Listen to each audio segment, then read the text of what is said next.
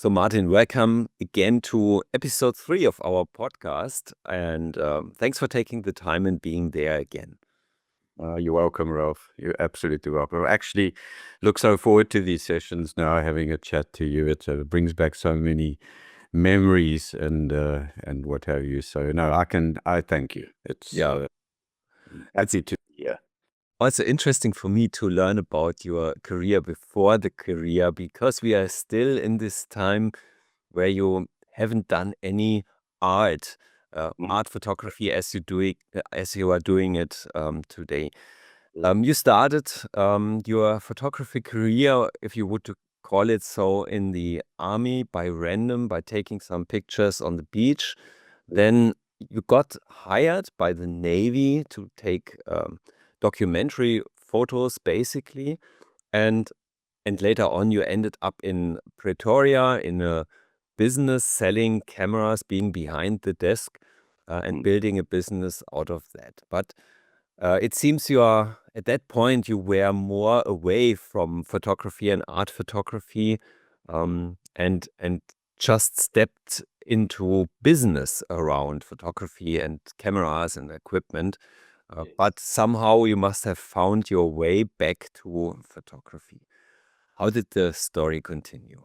Yes, Ralf. I think where we left it off last time, you are correct. I mean, I decided that I was going to take up a position in Pretoria, and more in the photographic retail business, purely because I'd ended up into that by default when I'd lost my studio and lost my photographic business. So, it was sort of something that was opening up in front of me, and I wasn't really sure if that's what I wanted to do or didn't want to do. But because, Anita and I were youngly married, of course, and or early marriage, in our early marriage, I didn't have time to sit back and say, well, what is it that I want? Where can I go? It was more about just surviving. So this opportunity that turned up in Pretoria at that stage was actually motivated by the church I wanted to attend, and the fact that I could still, continue to provide. And on top of that, it was still within a photography genre in a way. The only difference, of course, I was now, not behind the camera, but maybe I'll mention it now. But the fact that I was really, really inwardly frustrated that the camera equipment, the studio equipment, and everything. I was more explaining how this stuff worked and making sales on it, but I wasn't really involved in the creative part, and that was a desire that came at that stage and led me on to, I suppose, in a way, where we are today, which is in the world of creating, art and fine artwork and exhibiting. And I think it's amazing if you look back, if you stopped me at that stage in my life and said, do you know, Martin, do you know that in X amount of years' time, you would be exhibiting art through photography? I would have said to you that you are smoking something very serious. You are in a completely different world and realm, and that is not even possible. I mean, but I think the story will unfold in any case. Yes. Despite the fact that you were not 100% satisfied in this business or in selling cameras, but you were quite successful, right? Yes, I think again it was a fortunate situation that I had an ability, I think, to not to sell. I think it's very important to understand that. Ralf, I am no salesman. You know that. I know that. I mean, even in our time of building the Art Photography Academy, it's very clear that Martin cannot sell. So I am not a salesman. But the one thing that I didn't realize at the time, I could explain. So I wasn't able to sell a camera. I wasn't able to sell a lens or a studio system or what have you. But I was okay at explaining how it worked, and I was okay at recommending which direction a person should go. So that was again a skill that I didn't realize I had. But I also, looking back on my career, I realized that two things needed to be put into, I suppose, my life at that point. And the one was business, because I'd failed at my first business opportunity of making silly mistakes because it was completely new and fresh to me. And secondly, I needed to understand that I can actually instruct, and I didn't even know that was possible. Again, if you stopped me then and said, "Oh, and Martin, and by the way, besides later on exhibiting art and fine art photography and gallery curation and all of that, you're also going to be teaching a bit," I would have said, no, again, you got the wrong Martin here. This is not that person. Little did I know. Okay. And yeah, but somehow you must have found the shift. So what happened, and how does the story go on as a co-owner or co-founder of a retail business? What happened, and what brought you to the shift? And by the way, why couldn't you just do your photography as a side hustle? So you could have done photography while you were in this business, because you had all the equipment, all the camera available, all the knowledge. What happened, and what was the next step in your career? I think those are important points. So let me deal with them, try to just pigeonhole them a little bit for you. So first of all, I think the fact that I was now involved not just as a employed salesperson as I was prior to this, but now as a business owner, because I was given a share of the business, and later that share was increased. So I had the responsibility of being a part shareholder in this company, and I had a responsibility to a business partner. And fortunately, Bob, who was my business partner, Bob Reed, he was a chartered accountant.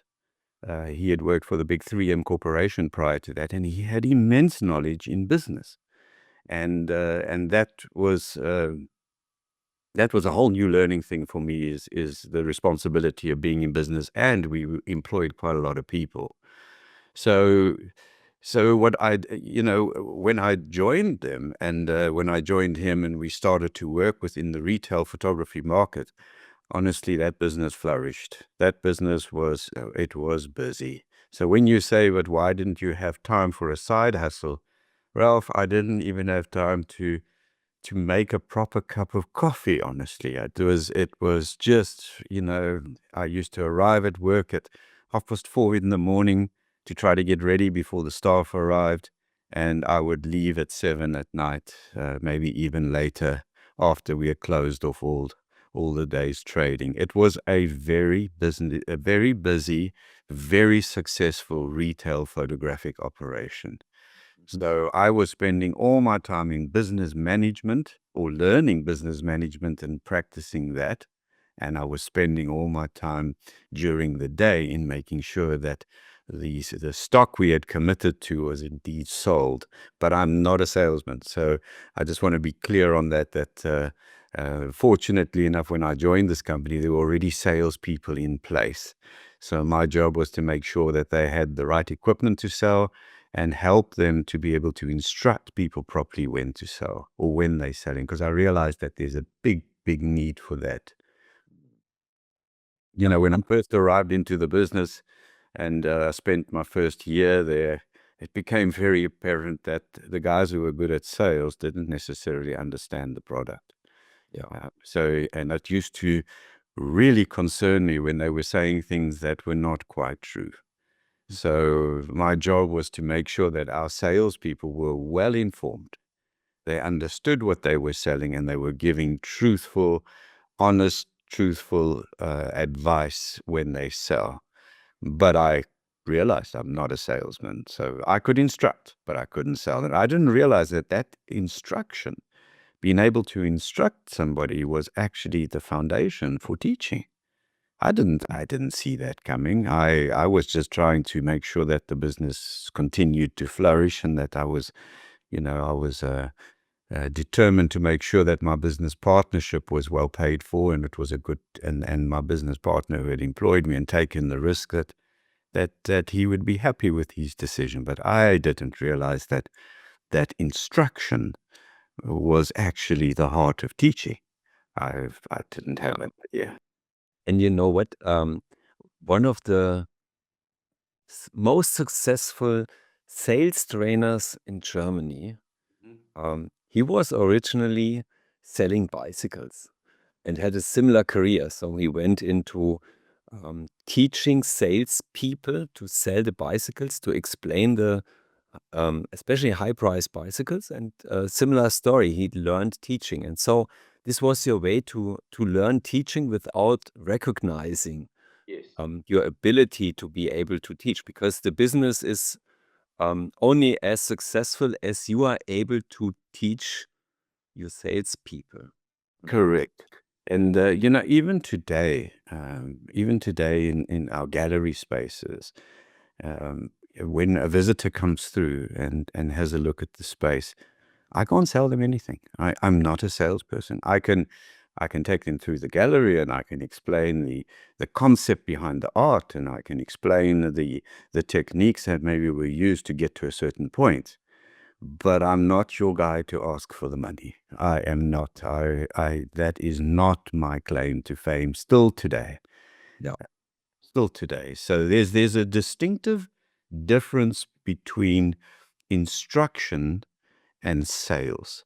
There's a very big distinction. And I have so much respect for salespeople. I really do. I mean, in my career, in that time, what was it, about 12 odd years or 13 years of photographic retail, which then branched out into other things as well, I got to experience people who worked for us, and some of them came in with a sales ability that was incredible. I don't have that skill, but I can honestly see that talent when it's there.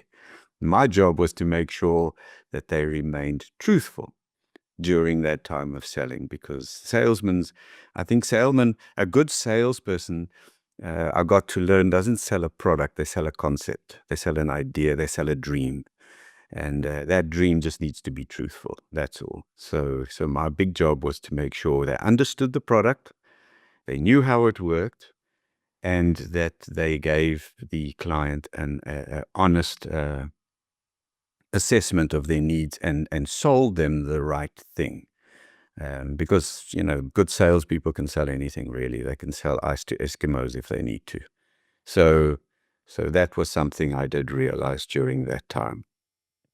As I know you, I very well realized that your passion is to deliver value and to make an impact on people and to give value, not to take something back for it. But of course, business and also teaching, the best teachers need to put the bread on the table. So, okay, that's maybe a good thing that we partner, especially with the Art Photography Academy, because it's also important that the academy goes on, that there's bread on the table, and that there's also some money in exchange for the value that we deliver. But I really appreciate that you are the one who delivers the value and focuses on that without looking primarily on money in exchange. Exactly. And I also think, sorry to butt in there, Ralph, but I think that what I have learned is that when you're involved in something that you're passionate about, and when you go in with I don't even want to say attitude, but I suppose it's a vision to be able to uplift and help people and see them genuinely, see a genuine experience from what you're delivering, and a genuine joy from what you're teaching. The money tends to follow that in any case. So it's for me, it's been less about selling and more about assisting. 100% agree, but someone has to ask for the money. Otherwise, you end up delivering value for nothing. So that's the role of the salesman, as I see it. to evaluate what's the value and what might be a fair price in exchange. No, I have no doubt in that, and I think there's and I have utter respect for the salesperson and the gifts they have. I really do. I just found that, as I've said, and I don't want to sound like a stuck record, but in my early days of meeting these fantastic people who could actually sell behind a counter, I did realize that a lot of what they were saying was untruthful. Not because they meant to lie, it was just that they didn't have the knowledge. I didn't know. Yeah, sure. And in doubt, they paint the picture more colorful as it actually is. And 100% agree. I also met a lot of dishonest or not knowledgeable salespeople, and they're telling sometimes things that are not true. But let's go back to your business. So you are stuck basically in the business. You are stuck in your own success, running from 4 a.m. to evening. And how did you get out of that? Because at some point you must have left the business, or what was the next steps to get out of this hamster wheel? You know, you must appreciate that at that time, I was very grateful for the immense success of this business, because the financial burden that I had before had now been lifted. You know, I was earning a really good income. I was a business partner. There were dividends that were paid out. I got really, really good perks from the business, you know, when it came to allowances and everything. I mean, you know, Martin had fallen from a difficult time, having lost the one business and then working as a small-time salesperson and then moving to Pretoria. You know, I now found myself in a completely different situation, because over that time I was able to pay back those commitments that or the destruction that I managed to cause as an unknowledgeable businessman. And I was now in the situation that maybe the lifestyle wasn't what I wanted. The creative lifestyle wasn't there, but the financial burden had also been lifted. So you're right, I was trapped in my own success. But deep down inside, and this happened on a daily basis, I knew that this was a temporary thing. I didn't know how it would work out, because I had a business partner that I was loyal to. We had a great friendship going, and I couldn't just write a resignation letter and tell him that I'm giving up partnership and I'm leaving. I couldn't do it. I couldn't do it to him. It was not a possibility. So that was not a way to get out. That was a cheap way to get out. But I knew that I cannot be on the wrong end of the camera. I knew, you know, it's like, I don't know, Elaine, let me give you an example here. I mean, you can imagine a chef who all they do all day long is eat, sleep, and dream food creation, making food and creating these incredible recipes and giving people joy with food, who now becomes a waiter. And you can only imagine and very often, and I don't mean this in my situation because that would be bold, but very often, you know, that waiter knows more than the chef that's actually there. And that frustration behind, but I can do this and I can do it even better, but I can't because that's not my position. And so I just knew that when I was dealing with the clients, that I needed to be on the other side. That was all. I needed the camera in my hands. I needed the lighting equipment in my hands. I could take it away from them and do a much better job, but I wasn't allowed to. And what you must also remember is at that stage, we weren't involved in just retailing to the man on the street who wants to upgrade to a single lens reflex camera. You know, and later into the world of digital photography, we weren't there with just that type of client. We were servicing major corporations and major governmental institutions at that stage, who all had their own photography divisions. So our sales, I think that's where we were most successful, was at large tender, where we used to tender for large orders in order to put in big studios and big dark rooms and big processing machines. So it wasn't just the camera, it was the whole photographic process, and it was the high end. Then the guys would come in and they would ask you to tender on a brand new a studio system with either Elinchrom or Bowens or one of those studio lighting systems with rails and power packs and all kinds of things.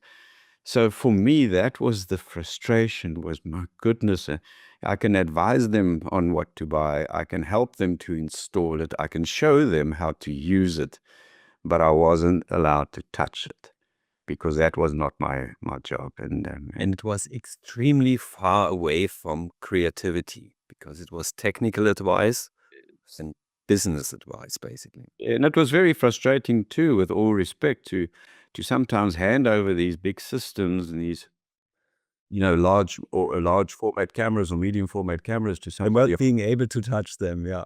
not being able to actually do the job, when deep down inside that if they just moved that light there, and if they just looked for that little rim light, and if they just use the reflector here, and yet if you go and offer that advice, they feel like you're trying to be forward. So that was my frustration. That was what really got to me. But what I think I didn't realize at the time was that was part of my training, right? Because, I've come out of the Army or the Navy, where I was given the equipment and I didn't know how to use it properly.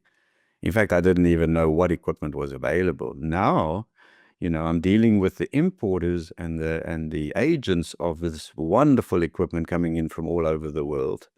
And then, I would be able to, and that was the great thing, is that when you stock this equipment, you could again put up your hand and say, your studio lighting is brilliant, but I'd like to know more. And all of these agents used to have a showroom area where they had the best of their equipment on display, and they would host you for a day, and their technicians would come and teach you how it worked. Not how to take better photographs, but how the equipment worked. How do you compensate? How do you do this? How do you change to different, reflectors and diffusers and strip lighting, and what does it do? And they always had beautiful glossy brochures to give you that you could take home and look at.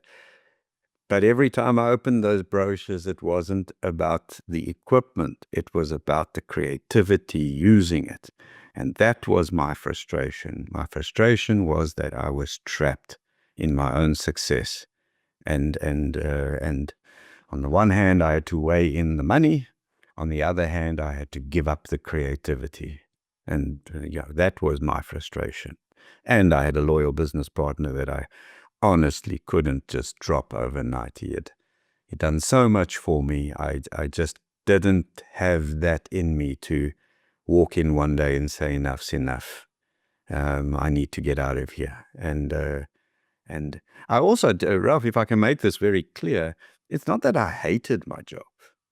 No, it was still a very stimulating job. I mean, it was, and there was lots of action and lots of things happening, and it was all, so it wasn't that I had a bad job or that I had a bad business relationship, or that I used to go to work saying, oh no, it's Monday again. Now, I looked forward to working. I enjoyed that. But I knew that there was a layer that I needed to be in, and I unfortunately had sort of, that was like being stuck below the ice. You can see everything happening through the ice, but you can't get through it. And that was my frustration. Okay. Did you realize that you were frustrated, or is it just something that you did not actually realize? I was frustrated. I realized I had that inner frustration. Look, in desperation, everything I did would just come back to bite me and put me back in the same position. So I decided at one stage, we had a beautiful space in the one retail shop. We had a huge retail shop, double-story retail shop, high street retail shop, packed full of equipment. But a space became available that was just big enough for a small studio.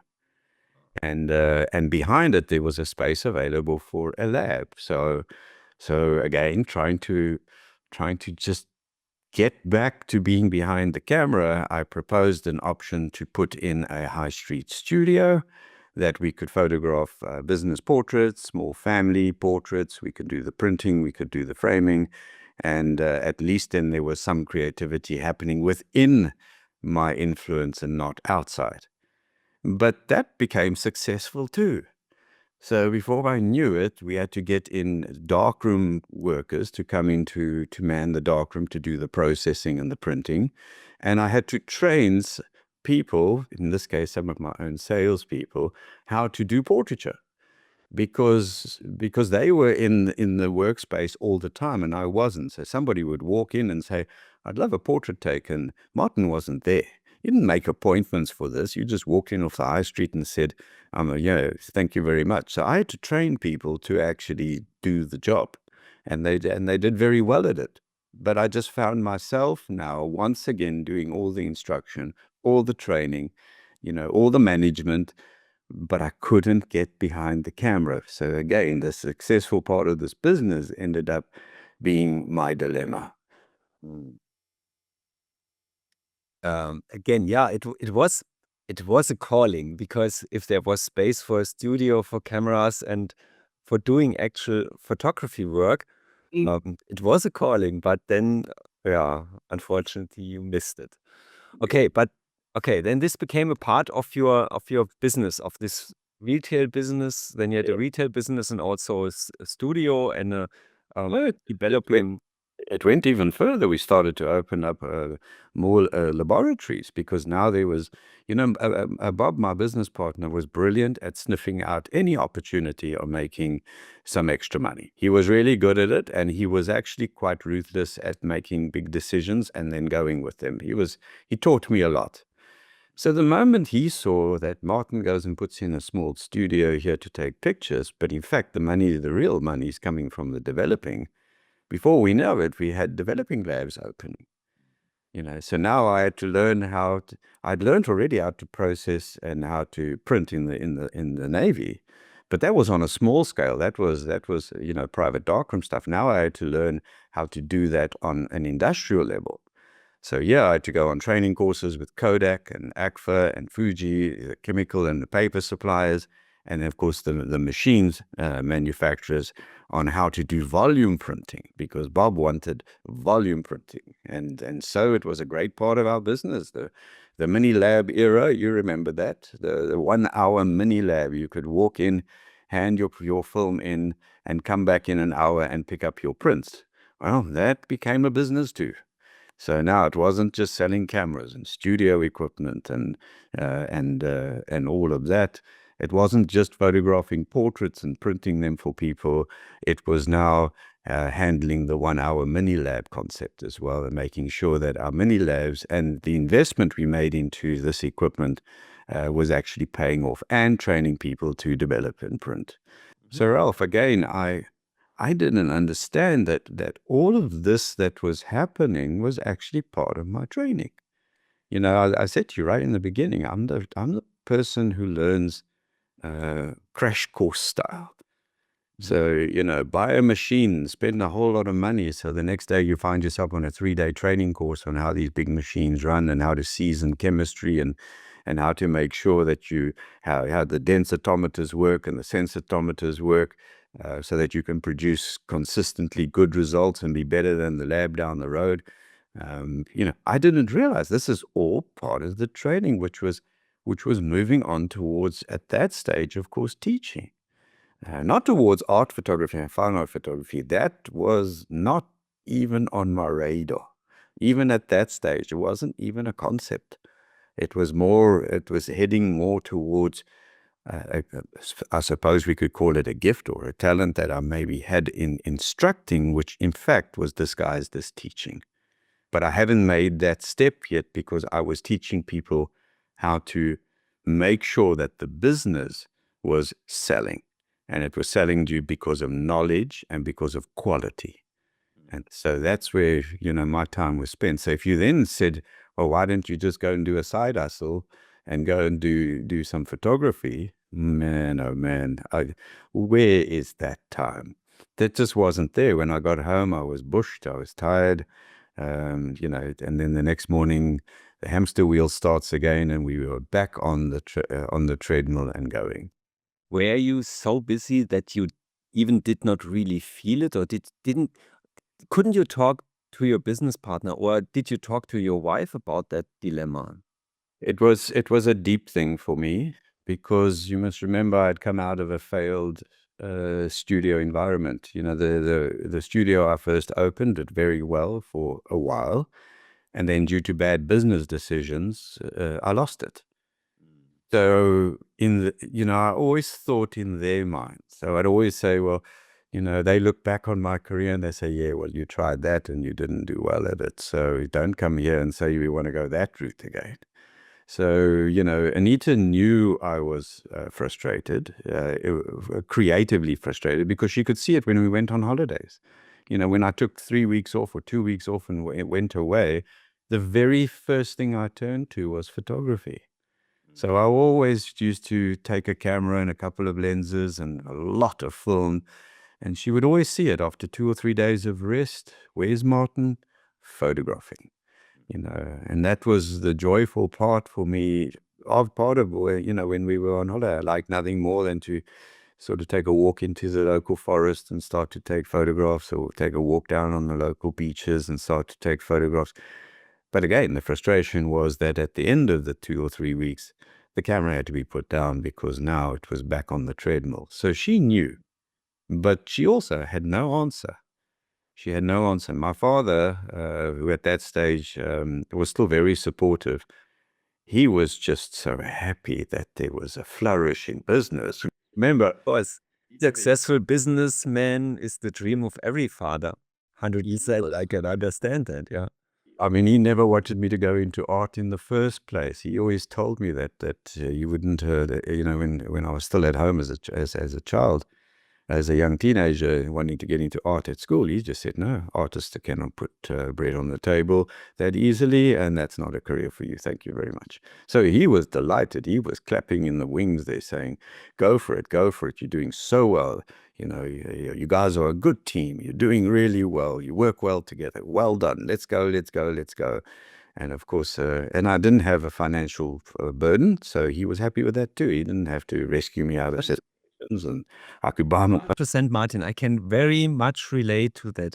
But the business relationship with your partner was quite close. It must be quite close, because you did this together and it was successful. Did he not realize that you are unhappy? Of course, he saw you using that space to build a studio, and he saw you going into photography and that you were drawn into photography and creativity. But did you never talk to him and say, look, actually, I'm satisfied. I need some part of my work to be creative, or some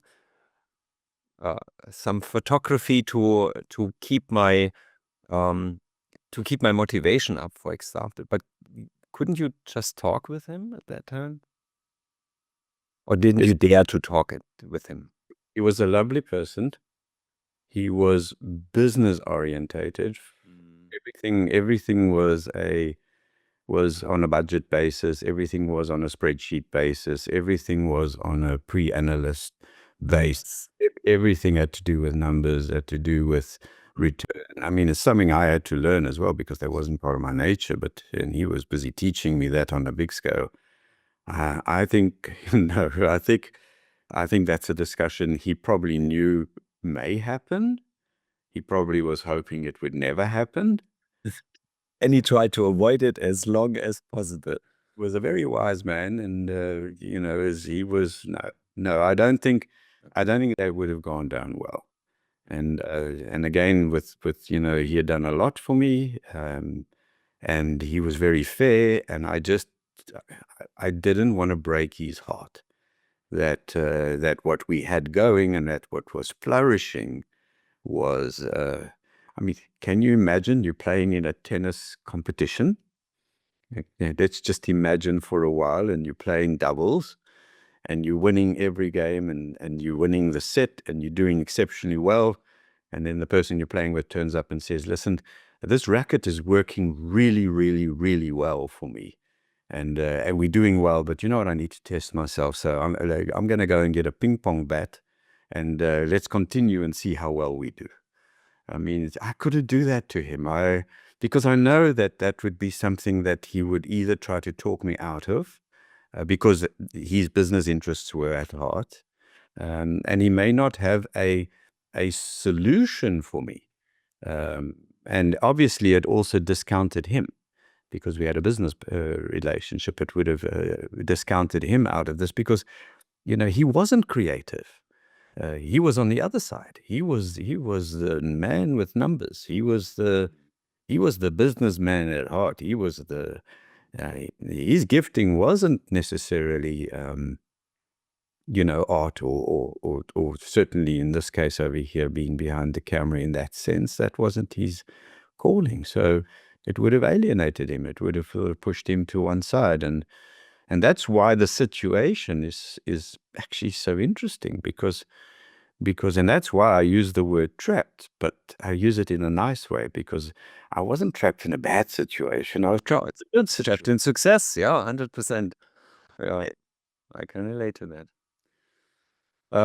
Okay, so difficult, and we all know you did not stay there forever. In some way, you moved to Cape Town. In some way, you got a teacher, you got a gallerist, you got an artist back, which we will definitely cover in the next episode. But one question is, I want to ask, what was the main learning? What was the life lesson that you learned during that time? Well, actually, there's three things. There was lessons in business that needed to be learned. There was an inner desire for something that needed to be exposed. So the desire of being behind the camera, that desire was so strong that I had no doubt what I wanted to actually do for the rest of my life. But it still wasn't art and fine art photography. It was commercial photography. I wanted to be behind the camera creating for customers, because I knew that's what I could do. So that desire was nurtured through that time. So there was that, but then there was also, and this was preparation for teaching, there was an instruction level that had come with that, which was, again, just by chance, where I started to be able to be exposed to high-end equipment, high-end processing, printing, and photography studio equipment, and what have you. And I needed to learn that too. So that time was actually well spent with that, even though I felt like I really had to get behind the camera. And all three of those were satisfied during that time. All three of them, definitely. If you take that chunk out and you say, okay, so you didn't go there, well, there'd be a lot of things that I think today I wouldn't, that I would miss, certainly, from that time. But what was, I think, again, interesting here was, and I keep saying it, I could instruct people, but I didn't realize I was teaching people. That was disguised.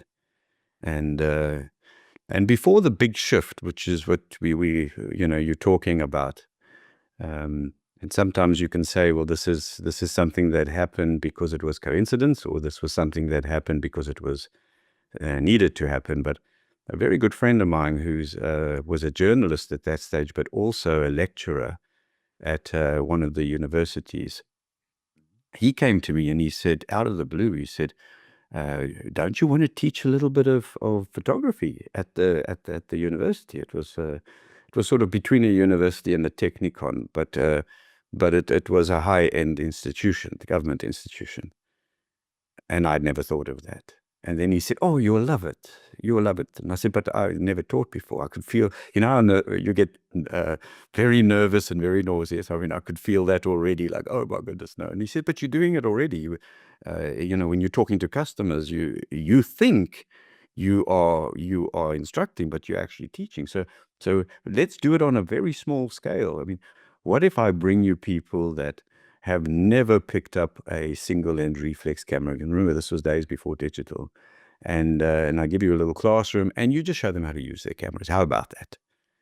And I said, okay, well, I can do that. And he said, yes, and you can get a little bit of money for this. So I thought, well, I don't really need the money, but the experience could be quite interesting. And he was very persistent. He wouldn't let it go. And we were going away for, I think, 3 weeks holiday. And he said, when you come back, then we start.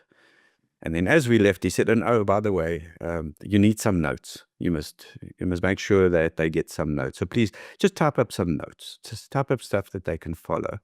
What I didn't realize is what he's asking for was a course. Yeah. So we went away, and during that time, I wrote my very first basic to intermediate level class during those 2 to 3 weeks. It was so rough and rugged.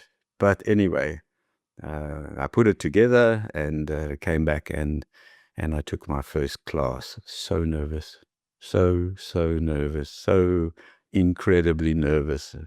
Walking around this university building, trying to find a room to teach in, walk in, and here are these people all with their little cameras, and man, oh man, the world's most natural laxative for sure. And I still remember there was a window broken. Somebody had kicked a football through the window that morning, and they hadn't fixed it. It was a cold evening, and the wind was blowing through, and it was just, I didn't know what I was even doing there, but I got through my first lesson. And then from there, I think that's what we will talk about, is the big shift. The very, very big shift that happened shortly after that. Okay. Now the story turns into teaching. The seed is planted, and yeah, I'm really curious to learn if it grows and what comes next, and how your real career that you are following until today unfolds. Martin, thank you very much for the time for this episode. Thank you, Rob. Can I just say something before we go? Because I think this is 100%. Yes. My last, sorry, I'm jumping in onto your interview here, and I shouldn't be doing it. I just want to say, and maybe this is in preparation for our next discussion, be careful what you pray for. You just might get it. And that is where things really, really changed for me. And that was the storm in a teacup for sure.